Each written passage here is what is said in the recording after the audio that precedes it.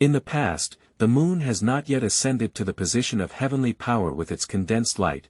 Keqing is still the lively and lovely young lady. Xiangling has not yet embarked on the path of exploring slime ingredients. Xiao Hu Tao is holding her notebook to record future potential customers, in order to become a swordsman. Xing Qiu, apprenticed to the Gu Hua Sect, a boy with a mysterious background, walks on the streets of Liyue, witnessing the glory of this city. This is a story of a young boy named Liyue growing up slowly. Keywords of the novel. Genshin impact. Liyue man of Tivat with no pop-ups, Genshin impact. Liyue man of Tivat, complete download of TXT, Genshin impact. Liyue man of Tivat, latest chapter reading. Chapter 1. 3 Bowls of Overcoming the Port. You are listening at novelfull.audio. Chapter 1. 3 Bowls of Overcoming the Port. This is the busiest maritime commercial center in Tivat, Liyue Port. Compared to the neighboring free country of Mond, this place is filled with noisy fireworks, and the contractual rules set by the Rock King Emperor affect all the people of Liyue. As the largest maritime trade center in Tivat, Liyue Port has many mysteries and legends on this continent. It has been over 3,000 years since the establishment of Liyue by the Rock King Emperor Morix. Today, Liyue is no longer as chaotic as before. Under the guidance of the Rock King Emperor, and under the protection of Yiksha and immortals, this city is moving towards prosperity. In the afternoon, Zhongli, the incarnation of Emperor Yan, was listening to a play at the Hu Tea House. The head of Yunhan society, Mr. Yun, is very skilled in singing. In his spare time, he goes to listen to a play, which is really a great place to go. After listening to the play, I strolled around the flower and bird market and picked a lively thrush. With his impressive reputation and knowledge, the owner of the bird market intended to make friends and gave a thrush to Zhongli, saving the embarrassment of being unable to pay for it. Zhongli walked on the street carrying a bird cage, listening to the surrounding vendors and the gentle cries of thrushes in the cage, feeling the human fireworks created by himself. How joyful it was. Unlike the wind god of Mond, if the wind god Babados is secretly fishing, he can't even see anyone in case of an accident. So, Zhongli, the incarnation of the Rock Emperor Morix, is a straightforward stroll, enjoying the happiness of the people. Mei said. Micro-clothing private visit. For thousands of years, he has had too many incarnations. Perhaps the old woman sunbathing on the roadside is the emperor, or maybe the boy watching the wind at the dock is the emperor, and there are many more with so many incarnations. Zhongli's identity is undoubtedly the one he is most satisfied with. But if you think Zhongli is happy to fish like this, then you are wrong, because you can't imagine the joy of Zhongli. In fact, Mr. Zhongli's day is also very busy. Should I wake up early and go to the Liyue Pavilion for a meal, or the New Moon Pavilion? Or is it the Wanmin Hall? Just thinking about this kind of thing made the old man hesitate for a long time. Liyue Pavilions, Li Kai, specializes in making mountain delicacies, while New Moon Pavilion pioneered Yu Kai, specializing in seafood. Of course, there is no need to have such a good breakfast. Then we can only choose Wanmin Hall. The ultimate result is that Zhongli does not have enough mora and can only choose to starve. After breakfast, head to the dock or the top of Tianheng Mountain to overlook this bustling port city, feeling 1,000 emotions in your heart. Then, if you have money, go eat, or enjoy the meals of acquaintances, or continue to starve. Got used to it. I won't be free in the afternoon either. Are you going to the theater or visiting the bird market? He ultimately decided to take both. Mr. Zhongli is always looking for ways to pass the time. Don't think these things can't be considered busy at all, because everything has been repeated countless times in these thousands of years, and he looks forward to someone who can disrupt this once-in-a-while life. Your work has been completed, go rest now. Passing by the dock, Zhongli accidentally heard such a sentence. A businessman in the distance said to his subordinates. Zhongli fell into a long contemplation. Gu yo yo. The clear cry of the thrush in the birdcage awakened Zhongli from contemplation. Zhongli regained his senses and saw that the bird food and water vessels in the cage had been knocked over, and his bright feathers looked a bit disheveled. He couldn't help but chuckle lightly. Even if it's worry-free eating and drinking, you won't settle down. Zhongli opened the birdcage, and the thrush in the cage eagerly crawled out, flapping its wings and flying high away. As the thrush flew over the drum tower, a net bag suddenly swung out on the boardwalk. A few children grabbed the thrush inside and ran away happily. Zhongli witnessed this process and shook his head with a light smile. Are you really prepared to deal with danger despite being released from shelter? We still need to consider in the long run. He put away the birdcage and walked up the steps with his hands down.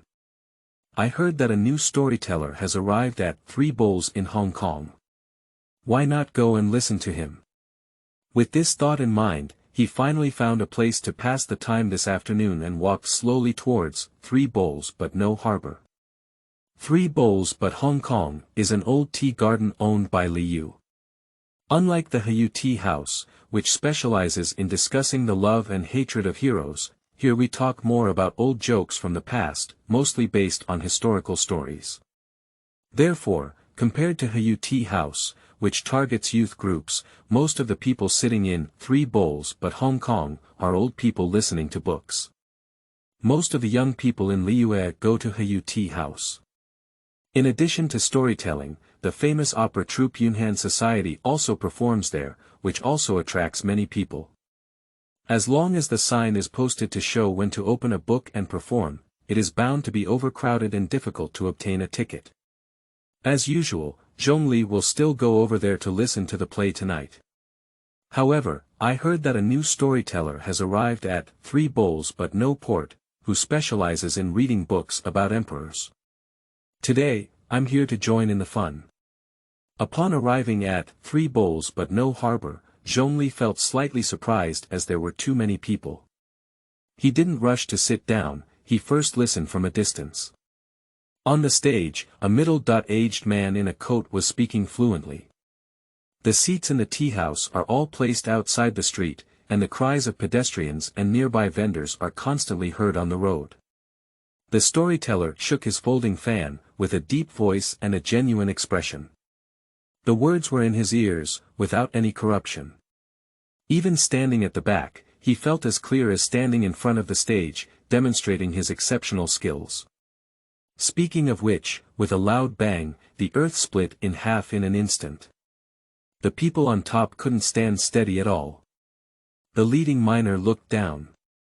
Hey, what did you say?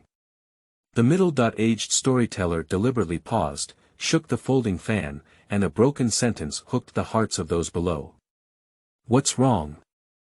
Oh, Tian Tizui is so bad.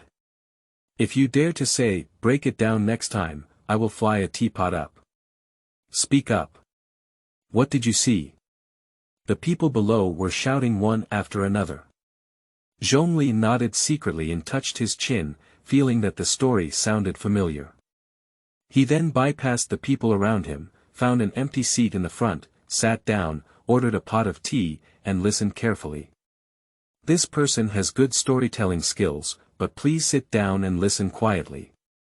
Tian Tizui was very satisfied with the reaction from the audience, and when he saw a person with an extraordinary and imposing figure sitting down, his heart was even more joyful, and the entire reaction was within his grasp. Pop. As soon as he put away the folding fan, he squinted his eyes, as if he were a person from a book, and said with mixed emotions. The miner looked down and his face turned pale from fear. Under the pitch-black crack, there were a pair of lantern-sized eyes shining red as they looked at the people above. The coldness and hatred in those eyes seemed to directly take away a person's soul. The people below were very cooperative and respectful, exclaiming one after another, "Be good." What kind of monster are those lantern-sized eyes? That must be as big as a house. It's so scary. Zhongli closed his eyes and listened for a while, feeling even more familiar with the story told by this person. He placed his hand on his knee and lightly tapped his fingers. After a while, he finally remembered what kind of story Tian Tizui was telling. While listening to the book, only the sound of the stool moving around could be heard. Zhongli looked around and saw a young man in his teens setting up his seat and sitting next to him, feeling very restrained. This is a rare guest. When did children become interested in this old story? The little boy was dressed neatly and cleanly, with a cloth bag slung across his body. He was bulging and didn't know what was inside. The fabric of the clothes was still top quality, but the style was a bit poor, similar to those old men who were listening to books. Sitting in a chair, he looked a bit old-fashioned and full of energy. In Liyue City, it cannot be said that 100% of people can be known by Zhongli. At least 80% of people can remember their appearance and be called by name. Zhongli quickly recognized the child. But he didn't make it public. He remembered the child, but the child may not know him. The child looked at Zhongli very cautiously and realized that the person was not angry with him for bothering him by hastily fighting a table, so he let go of his worries. After hesitating for a moment, he opened his mouth and a childish voice came from his mouth. Tea lovers. My dad wants a bowl of fermented rice balls, hot. As he spoke, his eyes were still looking towards Zhongli, the meaning could not be more obvious. Zhongli didn't react and was stunned for a few seconds. Being single for thousands of years, being called dad today. The tea waiter glanced at the table where Zhongli and the child were sitting from a distance and responded, all right. The waiter ran into the room and quickly came out with a steaming bowl of fermented rice balls. Placing the bowl in front of Zhongli, the child took out a mora and counted a few times, placing it in the hands of the waiter. The waiter looked at Zhongli in surprise and then nodded in gratitude before leaving. The child glanced at Zhongli again and confirmed that he didn't have any dissatisfaction. So he decisively pulled the bowl in front of him, rubbed his hands, scooped up a round ball with a spoon, blew air on his mouth, and then chewed it carefully. Most of the wine and rice balls here are preheated, and they taste warm and won't scald the mouth. Of course, there are also chilled ones, depending on the individual's choice. The little boy ate a round ball, and the light alcohol flavor made his face blush like a red apple. Zhongli finally understood that this child was not here to listen to books. He was clearly here to eat wine and rice balls, but just now he used himself as a shield. Moreover, judging from his skillful way of paying, it must not be the first time. Jionian Yuan Z contains alcohol, although not much, children are still not allowed to eat it, so he helped himself order a portion. When the round piece is brought up, he will eat it himself. Surprisingly, being used as a shield by a child is really seeing the happy appearance of a child with a round mouth. Zhongli couldn't say anything against the scenery, such as saying that you are too young to eat such things. So, just let him know when his parents come. Zhongli thought about how to give a small report. The Rock Prince also has some bad taste. The child didn't even know that he was being remembered by the Rock Prince when he was listening to Tian Tizui's book. On stage, Tian Tizui was still passionately saying, that monster. It is the legendary king of the Ruodo dragon. Its height covers the sky and the sun, with a body length of over 100 feet. When it moves, it shakes the mountains and shakes the mountains, unparalleled. The people in the audience were discussing, and many who had read the recorded history of Ruoda were muttering. I knew it was Ruo Tuo. This guy is really amazing. He caused a stir in the entire Liyue, and the big pit below the layered rock abyss is his home. The person next to him sneered, no matter how big or powerful it is, what's the use? Did you get slapped to death by the Rock Prince? Tian Tizui cleared his throat and was about to continue speaking when suddenly a childish voice interrupted him. No. You're not right. A crisp voice echoed in the ears of every listener, instantly interrupting Tian Tizui's rhythm. Zhongli looked at the child next to him with great interest, patting the table and shouting loudly. Ah haha, the new book is here, end of this chapter. Chapter 2. Smashing the Scene. You are listening at novelfull.audio. Chapter 2 Smashing the Scene. You're not right. The childish voice reached the ears of everyone present. The scene was completely silent, as if time had come to a standstill. Everyone coincidentally turned their gaze to the child sitting in the center seat. Zhongli beside them. Tian Tizui cleared his throat and was about to speak endlessly. As soon as he opened his mouth, countless words were blocked in his throat by a loud shout from a child, as if he had swallowed a stubborn stone and couldn't make a sound. I saw the little boy standing on the chair, not sure if it was due to drinking wine or being watched by a group of people, his face flushed. Holding his head and chest high, he looked quite brave, but Zhongli could tell from his constantly evading gaze that this kid was in a panic. Where did this kid come from? Children, go home quickly. Being interrupted while listening to a book is not only frustrating for the storyteller, but also for the audience who are listening attentively. The guests furrowed their brows and looked at the little boy with dissatisfaction, along with Zhongli being glanced at several times. Those eyes seemed to say, "How do your children discipline themselves?" Zhongli sat there awkwardly, feeling uncomfortable no matter how he sat. At the end of the day, it's still the little boy who just said, "My dad wants a bowl of fermented rice balls." Someone scolded, "You kid, you don't understand the rules at all.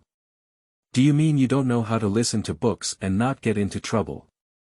Although the little boy was a bit panicked, his eyes were clear and he said loudly, "You just said that if the Dragon King is tall enough to cover the clouds and the sun, and his body length stretches for 100 miles. What a huge size. But considering the previous text, you said it only has lantern-sized eyes, which is unreasonable."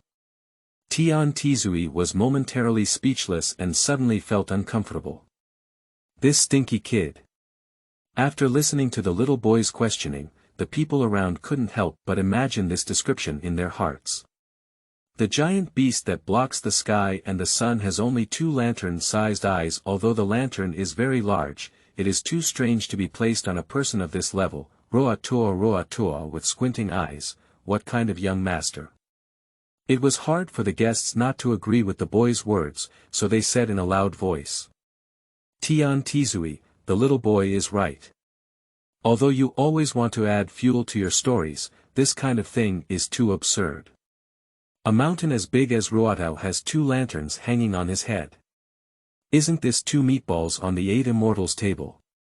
Is this just donkey lips not right horse mouth? Puhaha.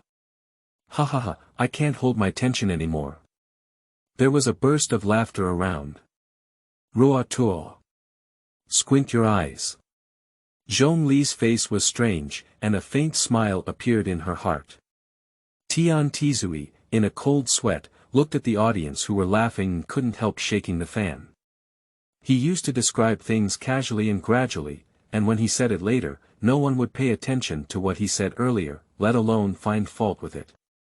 Unexpectedly, he was dug out by this unknown child watching the boss's murderous demeanor upstairs. Tian Tizui broke out in cold sweat. This is... Tian Tizui was about to explain when he heard the picky little boy speak again. The little boy pointed to the listener next to him and said bluntly, "And this gentleman is also wrong." The person was confused and pointed to his nose, saying, "Are you talking about me?" "Yes." The little boy stood on the chair, attracting the attention of the whole audience and said confidently, "If the Dragon King was not suppressed by the Emperor raising his hand." On the contrary, the Emperor and Ruatua experienced a groundbreaking struggle. How can we say that they were suppressed by raising their hand? "What's your name, kid?" said the person's face, a bit uneasy. Sherlon. Sherlon was a little hesitant again. "Okay, Sherlon, why do you say that the power of Ruodo is comparable to that of an emperor?" "Listen to me." Sherlon sat down and ate a round ball, wiped her mouth, and chatted confidently. 3,000 years ago, the king of Naratora was originally a comrade in arms of the emperor, with 1 god and 1 dragon. He engaged in a fierce battle between demons and gods, strangling countless demons and demons. Everyone turned around and turned to look at him, all attracted by Sherlan's attention. After the end of the War of Demons and Gods, the rock god Morix ascended to the throne and became the Rock King Emperor of Liyue. The king of Ruodolong returned to the area around the Tianmen Gate in the south, but his body was connected to the earth's veins. However, due to excessive exploitation of the rock abyss, the earth's veins were damaged. Therefore, if the king of Ruodolong went crazy, lifted the rock abyss, and wanted to attack humans and level the abyss. Shirlan spoke vividly, and everyone nodded in agreement. It's like this. That's right. So, the spiral terrain of the layered rock abyss, did the rock prince spin around on the ground according to Ruochuo. Tian Tizui forgot to shake the fan and stood on stage, staring at the center of everyone's gaze below. Shirlan, feeling a wave of frustration in his heart. Are you coming to listen to me or him? Is this the guy Xiao Lu sent to smash the scene? But this kid. There's really something inside what he's saying. Zhongli raised the corners of his mouth slightly, closed his eyes, as if recalling something old. What's behind it? After going crazy. Everyone can't wait to hear Shirlan continue speaking. Shirlan sat down and silently ate all the round balls, drank all the soup inside, her face flushed, and her spirit was excited. Guan Er knocked on the empty bowl and said with a frown on his face, "Why did we just finish this?" The man pointed at by Shirlan immediately patted the table and said, "Come and serve this kid a bowl of fermented rice balls, and I'll take care of it." Shirlan smiled and couldn't even see her eyes. She quickly thanked the man before continuing. Upon hearing that King Ruodolong was going crazy, the emperor immediately rushed to fight against him and stopped him in the outskirts of Lixia and Tianqiu Valley outside Tianheng Mountain. Although the emperor has unparalleled combat power, the Ruodolong king is a creature shaped by the elemental power of the Liyue earth for thousands of years, connecting the entire earth's veins. At this time, he is even more insane and his combat power is even stronger. Compared to the emperor, the friendship he fought alongside him is unbearable and he can't bear to kill. At the same time, he also estimates that the Liyue city on this side of the mountain is afraid of being affected here, unable to suppress it with all his might, and will soon fall into a bitter battle. Everyone stood in awe. The emperor is truly unparalleled in the world, with emotions and righteousness. This is our God. That's it. Hurry up, hurry up. Keep talking. Shirlan continued. Later, the Emperor of Rock summoned all the immortals and established an underground cave under the southern gate of Tianqiu Valley. He exerted all his strength to seal the insane Ruodo Dragon King underground and set up a Zhenlong stone to reinforce the seal. Only then did he solve the problem of Ruodo. After finishing a section of the book, Shirlan patted the table and shocked all four people, fighting in full glory. Everyone applauded one after another. Okay. Good kid. What you said is not bad. Tian Tizui's face turned pale. I haven't even served my rice bowl yet. Where did this little monster come from? The audience below noticed Tian Tizui's appearance and couldn't help but tease and coax. Look, Tian Tizui, this is called storytelling. What are your lantern eyes like? Tian Tizui said. Everyone was busy teasing Tian Tizui and temporarily forgot about Shirlan. Shirlan calmed her excited heart for a moment and reached out to explore the crossbody bag on her body. She didn't know what was inside, but only heard a jingling sound. After a while, he finally pulled out a lunchbox and poured in the wine and wine balls that the tea waiter had just brought, carefully sealing them to prevent the soup from spilling out. Shirlan was busy living diligently when suddenly a warm and elegant voice came to her ear. How could you know such a story at such a young age? Someone was talking to him coldly, and Shirlan was so scared that she shrank her neck. She looked up and found that it was Zhongli sitting next to him who was speaking. Scratching his head, he hesitated and said, "From historical records." Zhongli smiled and said calmly, "Are you very familiar with 7 stars? Not familiar. Why are you asking this?" Shirlan shook her head, not understanding what this person meant. Zhongli's golden pupils flickered with light, and he said meaningfully, "Everyone knows that the Rock King Emperor sealed Ruoda back then, but the detailed historical records are all in the library of the Chief Minister, either directly under the 7 stars or directly under the 7 stars, and outsiders are not allowed to see them. How do you know that the Immortal helped to open the cave and bestowed the title of Ruoda Tua on the southern heavenly gate?" Shirlan was stunned for a few seconds, and her little brain spun wildly. I'm very familiar with Ningguang. I work for Ningguang, and Ningguang works for Keqing. Shouldn't that be a problem? Moreover, Ningguang is currently working on the campaign for the 7 stars, so using her as a shield would be the most suitable option. Ningguang. Zhongli quickly remembered the shrewd woman at the Moon Sea Pavilion and nodded indifferently, so, that's enough to say. Shirlan secretly stroked and glanced at the man in front of her, exuding an extraordinary aura and a dignified demeanor. Facing his gaze, she felt like all her thoughts were being seen through. What a strange person. It's even more stressful for me than condensed light. After collecting the round pieces, Shirlan didn't want to stay any longer. This man is really strange, and it feels like even a few more words can be used to lure out his family. And I have already offended Tian Tizui thoroughly now, and if I want to come again in the next few days, I will be watched closely. Shirlan walked at the speed of light with her short legs, and after pretending to be forced, she ran away. Tian Tizui's mouth twitched as she watched. But now is not the time for him to pursue Shirlan. There is still a lot of audience to deal with below the stage. Didn't you see that the boss of the 3 Bowls of Hong Kong is almost turning black now? Although Tian Tizui hasn't been talking here for long, his mind is still very fast. After coughing a few times, he raised his hand to signal the audience to be quiet before saying, "Since just now Shirlan mentioned the story of King Tuolong and Emperor Xing fighting side by side, how about I continue to tell you another story about the Eye of the Dragon creation. Okay. Hurry up, hurry up." The audience was very embarrassed, and Tian Tizui wiped the sweat from his forehead at some point, confirming that there were no strange people at the scene. Then, with a flick of his folding fan, he recounted his original masterpiece, The Eye of the Dragon. Zhongli also leaned lightly on the seat, carefully listening to Tian Tizui's book. The days ahead have passed. I sent it yesterday and it was only approved today. There are 4 chapters today, end of this chapter. Chapter 3. I will go out to eat later. You are listening at novelfull.audio. Chapter 3.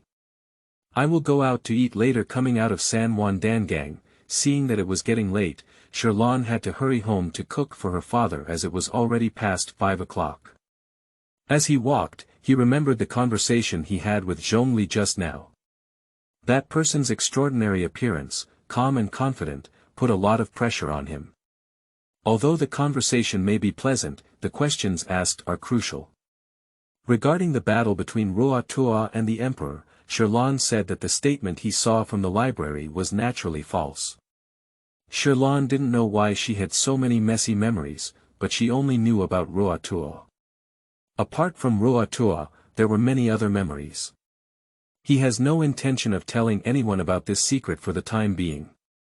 Upon returning home, Shirlan pushed open the door, and as soon as she entered, a strong smell of medicine filled her nostrils. Standing in the room, she couldn't help but wave her hand and fan the scent, opening the window to breathe. The room is not very large, with only 1 table at the entrance. Looking to the right, it is Dad's bed, and the small bed on the left is his. There are 2 old screens blocking the living room. His bed faces the kitchen door at the end, and there is a back door that leads directly to the small courtyard behind the house. Originally, Shirlan was sleeping in a small room on the 2nd floor, but she had to take care of Shirshan. If Shirshan had any problems going up or down at night, she had to make a small bed on the other side. The window is not open either. The smell of medicine in this room is bad enough. You're still secretly smoking. Don't forget that you still have a son, and I can't live there anymore. Xiaolin bluntly complained about her father lying in bed, pretending to sleep with his eyes closed. His father is currently in a miserable situation, wrapped in gauze on his head and in plaster on his legs.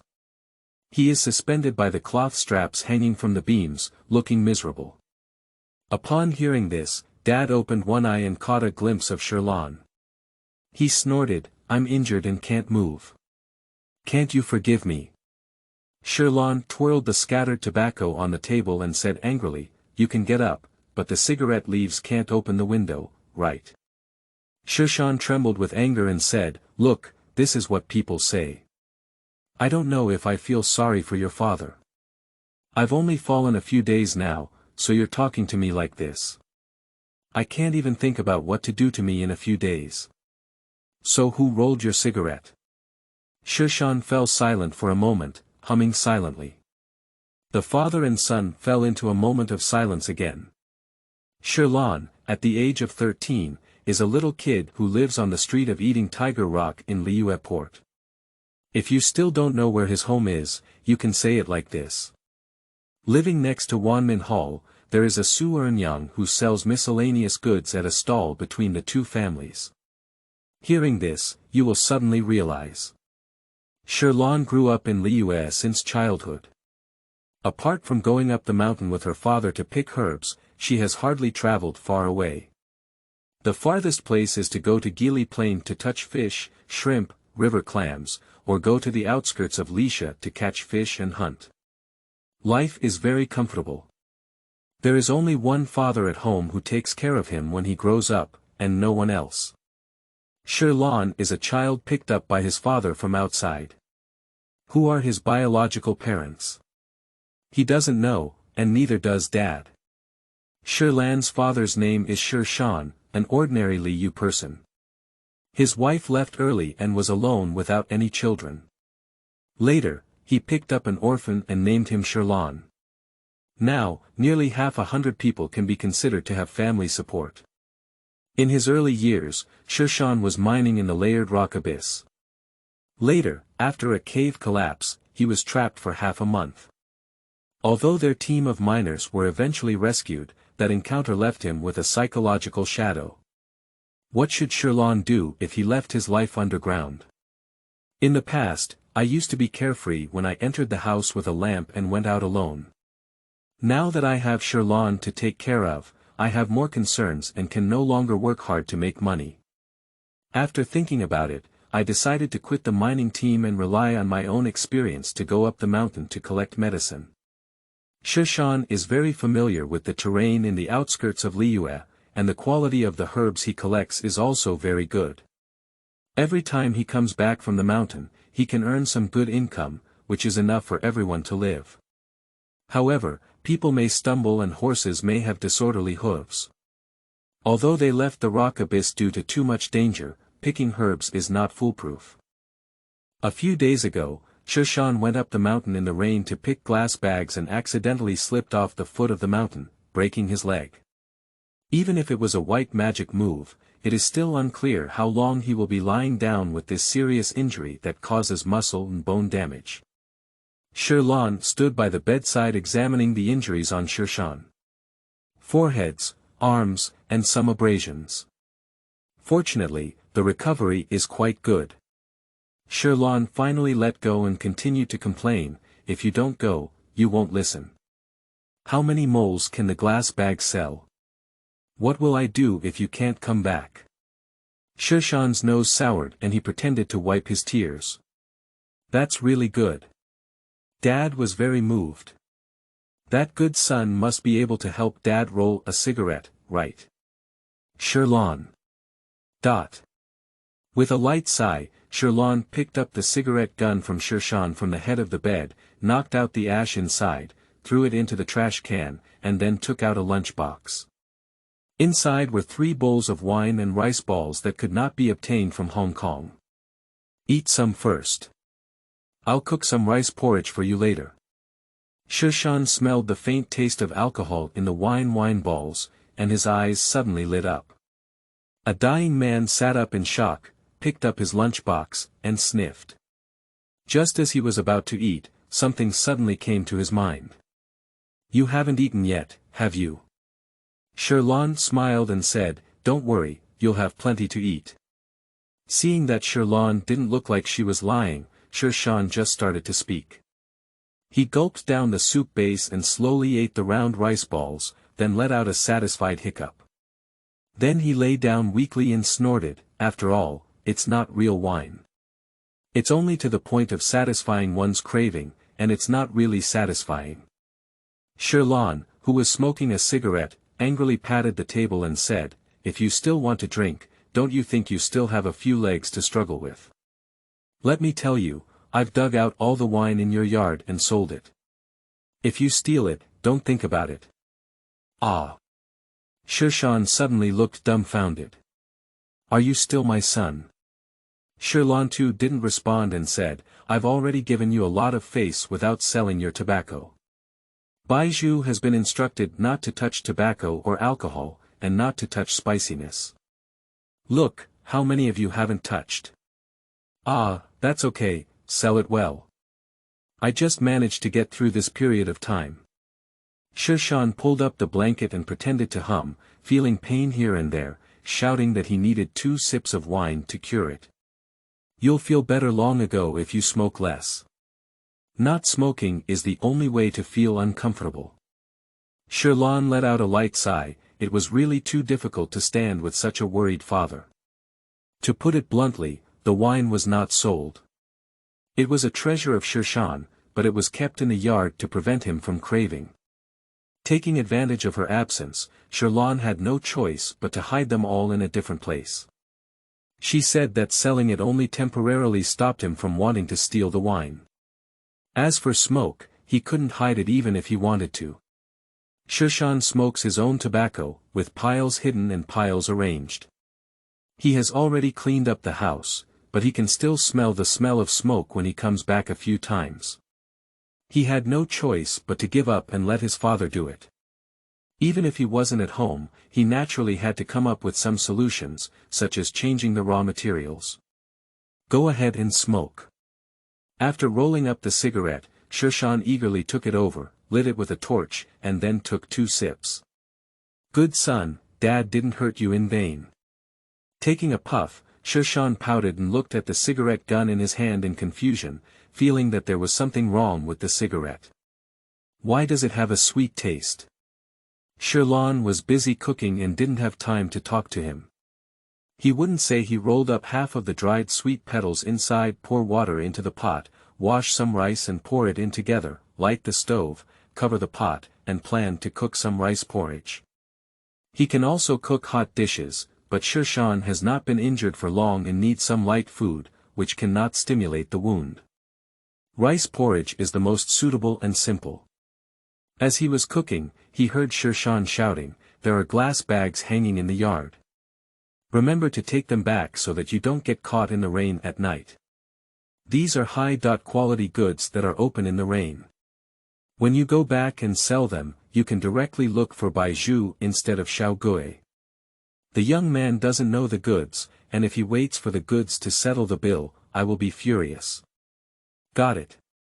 Shirlan quickly took some time to reply. Shirshan finally let go of his worries and took another puff from his cigarette bag.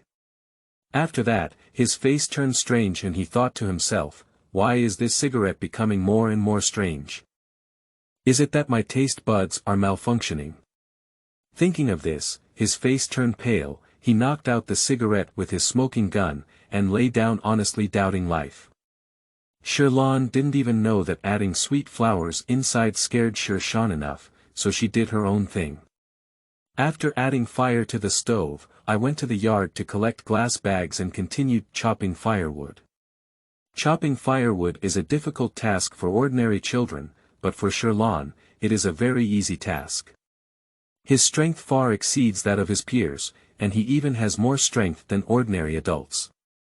Chopping firewood is a job that can be easily done. I chopped some firewood, moved a pile in the kitchen, and covered the rest under the eaves with rain cloth. After all this busy work, it was completely dark. Shirlan put the rice porridge on the head of the bed and helped spread the cloth on the quilt. Shan sat up and drank slowly, which was very different from the time when he ate the wine dumplings. You take it first, I'll go to the backyard to boil medicine for you. Wait a minute, this congee doesn't taste at all. Is it all delicious? Here it is. Shirlan brought out a pot of pickled vegetables. Just eat it, it's delicious. Why don't you eat? I'll go out and have some delicious food later. New book seeking collection and recommendations, various seeking, end of this chapter. Chapter 4. Wanmin Hall. You are listening at novelfull.audio. Chapter 4 Wanmin Hall. There are 2 brushes for picking herbs in Shan. He is familiar with the mountain roads and remembers the places where various herbs grow, so he often collects high-quality herbs.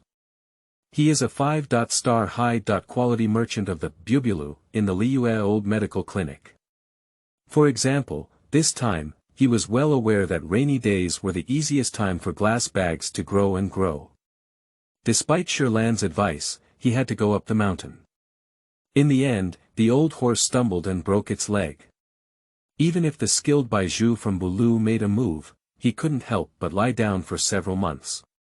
But fortunately, because the quality of the herbs is up to standard, they are not given much. The Shi family's family is relatively affluent, and they don't have to lie on the rocky mountain for half a year and can't afford to eat. Moreover, although Shirlan is young, he is not just a child who eats and drinks. He often earns some money back. For example, now he is going out to make money. Shirlan tidied up the room, carrying a cloth bag across her arm, and ordered. Drink the medicine after it has been boiled for a while. It will not work when it is cold. Don't let me fuck dim sum for such a big person. Shan lay down and waved his hand, get out, get out. I've also rolled up the cigarette for you. The window is open. Remember to jump up and close it if it rains later. Shan. Shent jumped up and closed the window. Goodbye, Dad. The oil lamp was blown out, the door was closed, and the room fell into darkness again. Only the street lanterns could bring in some faint light. Inside, moving his body, Shan leaned against the bedside, lit a cigarette under the dim light, and took a beautiful sip. TSK, I really have a good son on my side. Why is this cigarette still sweet? Shan shuddered, put down his cigarette bag, and drank the medicine honestly, praying that he wouldn't have any problems. Shirlan calmly walked out of the door and took out an old pocket watch to check the time. At around 7 p.m., it's not too late, and there are still many idle people strolling on the street. The snack stand next to Suernyang is full of people, and the neighboring Wanmin Hall is also overcrowded. Struggling into the crowd, Xia Shilan counted several moles and patted them on the small stall. Nyang. 300 mora, I want 2 strings of miscellaneous pieces. Hee, isn't this Shirlan kid? Suernyang likes this child very much. She is clever and speaks well. She put away the mora and, ignoring the people in line ahead, directly stuffed the 2 freshly made miscellaneous pieces into Shirlan's hand. Be careful not to scald, eat on the side. Thank you, second mother. Holding 2 strings of miscellaneous items in her hand, Shirlan felt a small satisfaction and walked away with steps that she didn't recognize. He came out mainly for one thing, which was the task assigned to him by Ningguang. Previously, it was not casually mentioned to Zhongli that she knew Ningguang. Shirlan was really working for Ningguang. The current Ningguang is not yet the 7-star heavenly power of Liyue, but it is also coming soon. With excellent work ability and reputation, she has full confidence in this 7-star election. Ningguang likes to interact with children very much. With just a few snacks, a little mora can get some useful information from the innocent little kid's mouth. With these methods, she has control of the largest and most special intelligence network of Liyue. Of course, children cannot do important tasks, such as running errands, passing on simple information, distributing flyers, and gathering information, in exchange for some more subsidies for household use. Although the family is not very short of money, Xiaolin will not mind having too much money. At the very least, she can pay for what she wants to eat on her own, instead of drooling and looking forward to it. Today he took on a task assigned by Ningguang, sending questionnaires to the people of Liyue and collecting them, and then submitting them to Ningguang. After completing the task, he will receive a good reward. The first stop of the mission now is Wanmin Hall. As an old neighbor, Xiaolin's entry into the Wanmin Hall is like entering her own home. The current owner of the Wanmin Hall, Master Mao, is extremely familiar. In the past, when Shan went out to pick herbs, Xiaolin, who was still wearing open crotch pants, was entrusted to the Wanmin Hall to be taken care of by Master Mao. It can be said that Xiaolin grew up under the care of Master Mao. The evening rush hour passenger flow is still very high, and the house is filled with people, even the outdoor courtyard is a large number of diners. Wanmin Hall may not be as high-end and grand as Xinqiu Xian Liuli Pavilion, but as the most down-to-earth restaurant in Liyue, with reasonable prices and skilled cooking skills from Master Mao, there is no cold reception throughout the year, and customers come like a cloud, constantly flowing in. Now it's Xiangling, the daughter of Master Mao, looking at the front desk, while Master Mao is cooking from behind. Xiangling clubbed her chin and looked through the menu in boredom. Her dark blue long hair was braided into a fried dough twists braid. Then she pulled it up and made a shape like a butterfly. With her small head, it shook like a real butterfly resting on her head. Xiangling opened her mouth and shouted, "Dad, the 12 table guests want 1 boiled black base and 1 fried shredded meat." "Got it. Come right away." The father and daughter worked together harmoniously, reporting one dish and stir-frying the other. Xiaolin truly admired Master Mao's ability and was amazed at how he could make dozens of dishes alone at night, and every table of guests was not delayed. Sometimes I'm afraid he might be exhausted. After the guests in front finished ordering, Xiaolin walked over and waved her small hand in front of Xiangling, saying, "Hey, Miss Mao. Just say what you want to eat, there's still time in the yard." Miss Mao. Who is so impolite? You want to call me Xiangling. It's not Miss Mao. Xiangling's eyes suddenly became bright, seeing the person in front of her clearly. "Ah. Xiaolin. It's been a while since you came. Are you here for dinner? Let me tell you, I learned a new dish today." Xiaolin waved her hand and explained, No, if you want to try the dishes, you'll have to wait for a while. I'm here to collect the questionnaire." Currently, Xiangling is only 10 years old and has not yet transformed into the future slime cuisine maniac. The dishes she cooks are also very normal home-cooked dishes. As a neighbor, Xiaolin has always been Xiangling's designated tasting partner. Of course, Xiaolin will not refuse either. Although the first dish may have some problems, such as not being cooked or having a strange taste, as long as the question is raised, Xiangling can quickly adjust. By the second and third time, it is already considered a finished product that can be placed on the table. Although I really want to eat some, I still have a task ahead of me and there are still a few more places to run. Upon hearing that Xiaolin was not here for dinner, Xiangling pouted with a hint of disappointment, even her butterfly braids hanging down. As for the questionnaire, it will be collected later, and I'm guessing if you've forgotten. Xiangling opened the drawer and took out a stack of questionnaires, with all the blank spaces filled. There are a total of 100, all of which are here, but some of them have some oil stains on them. They should be okay, right? It's okay. Just fill it up. Xiaolin satisfactorily withdrew the questionnaire. These questionnaires are the tasks assigned to him by Ningguang, and the questions on them are about the public opinion search and Ningguang's reputation survey in the eyes of the public for this 7-star election. There were a total of 300 questionnaires, and Xiaolin couldn't finish it alone. Therefore, he asked Xiangling to distribute and fill them out through the Wanmin Hall while diners were waiting. This method was very efficient in completing the 100 questionnaire surveys. Considering the large number of questionnaires, only 100 were placed here at Wanmin Hall, and in addition, a few other friends helped out. Many people have great power, and at this point, the power of social connections is revealed. Otherwise, relying solely on Sherlon will have to go through the ages. There will be another chapter later, to sort out the incorrect sentences and details. End of this chapter. Chapter 5. The Play of Yunhan Society. You are listening at novelfull.audio. Chapter 5. The Play of Yunhan Society. Goodbye. Sherlon waved goodbye to Xiangling. Xiangling waved her small hand and said, "My newly learned dish is really amazing. You must come and try it. And I also have a new friend to introduce to you. I have something else to do today, I will definitely come tomorrow. It's a deal." "Oh, did Sherlon come just now?"